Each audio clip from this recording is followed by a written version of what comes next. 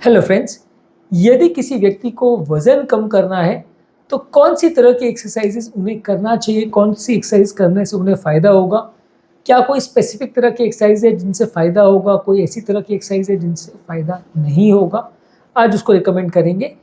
क्या ऐसे लोगों में बॉडी बिल्डिंग करना चाहिए? क्या ऐसे लोगों में मसल्स बनाने का प्रयास करना चाहिए या सिर्फ़ एरोबिक पर फ़ोकस करना चाहिए या दोनों का एक बैलेंस स्ट्राइक करना चाहिए? अगर बैलेंस कर भी रहे हैं, तो किस मात्रा में या किस प्रोपोर्शन में होना चाहिए? ये सारी चीज़ों को आज डिस्कस करेंगे। टॉपिक पर जाने से पहले जो लोग हमारे चैनल पर नए हैं, उन्हें रिक्वेस्ट करूँगा कि चैनल को सब्सक्राइब करें, वीडियोज़ को लाइक और शेयर करें।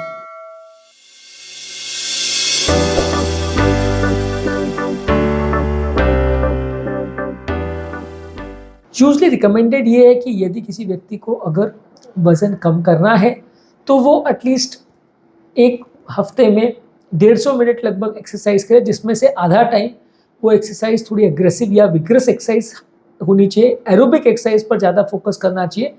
मान के चलिए कि दिन भर में लगभग आधा घंटा आपको करना है और एटलीस्ट हफ्ते में 5 दिन पर वीक करना है। मैं तो रिकमेंड करता हूँ कि डेली करिए, एटलीस्ट 5 दिन आपको करना है। इसमें walking, running, jogging, cycling, swimming, dancing, aerobic exercise, aerobic classes वगैरह कर सकते हैं, ज़ुम्बा या इस तरह की जो डांस क्लासेस वगैरह होती है वैसी चीज़ें कर सकते हैं।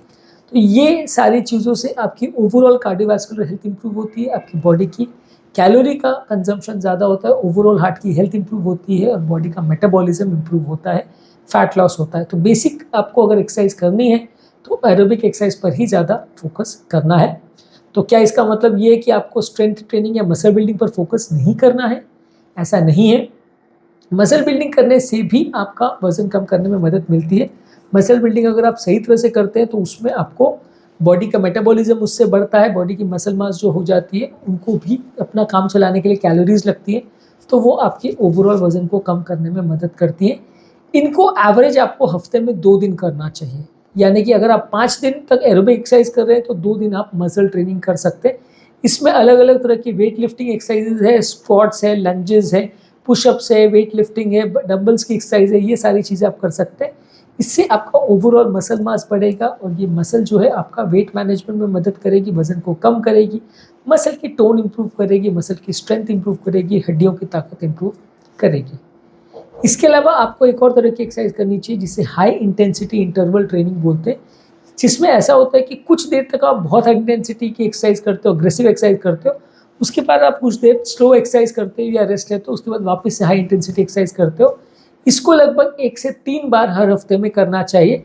इसमें मान लीजिए आप 5 मिनट तक आपने खूब तेज़ रस्सी कूद लिया या बहुत तेज़ दौड़ लिया, उसके बाद 5 मिनट आपने चल लिया, स्लो चल लिया या आपने थोड़ा रेस्ट ले लिया, फिर 5 मिनट और कर लिया।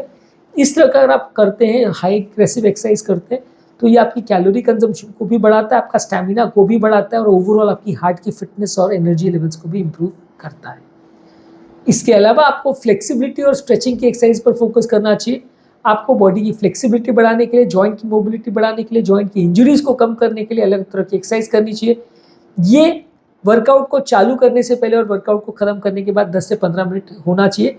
ये आप एक तरह से वार्मिंग अप एक्सरसाइज की तरह से ले सकते हैं कि वर्कआउट जो आपको अग्रेसिव एरोबिक एक्सरसाइज करनी है या बॉडी बिल्डिंग करनी है, उससे 15 मिनट पहले कर लिया, 15 मिनट बाद कर लिया, तो इससे आपकी बॉडी की टोन भी इंप्रूव होती है, मसल्स की स्ट्रेचिंग भी बेटर होती है, जॉइंट्स में इंजरी भी कम होती है और ओवरऑल आपकी मसल्स की फिटनेस और फ्लेक्सिबिलिटी इससे बेटर होती है।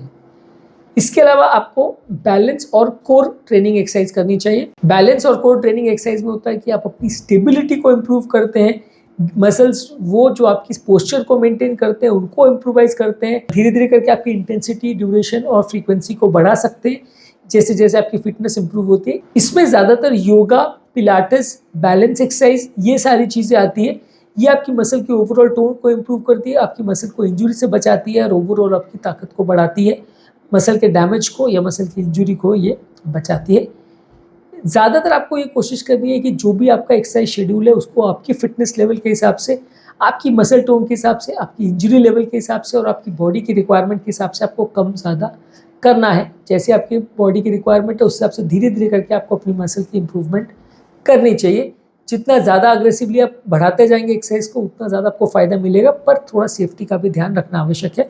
बहुत ज़्यादा अग्रेसिव आप एक्सरसाइज करेंगे बिना सेफ्टी का ध्यान रखें तो उस ऐसे में भी आपको दिक्कत हो सकती है।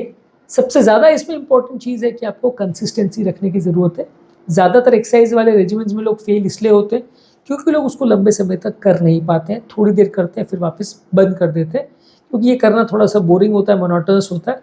तो इसको अगर आप चेंज करते रहेंगे, उसमें वैरायटी लाते रहेंगे, उसमें अपने आप को एंटरटेन करते रहेंगे, उसमें अगर आप फोकस प्रॉपरली करेंगे और अच्छी मोटिवेशन रखेंगे, रेगुलरली इसको करते रहेंगे, तभी आपको ज़्यादा फायदा मिलेगा। 10-15 दिन अगर आप एक्सरसाइज करके बंद कर देते हैं तो आपको उतना ज़्यादा फायदा नहीं मिलेगा। तो आज के टॉपिक पे हमने बात करी कि कौन कौन सी तरह की एक्सरसाइज आपको करनी चाहिए यदि आपको वेट लॉस करना है, तो उनका अनुपात या प्रोपोर्शन कैसा होना चाहिए।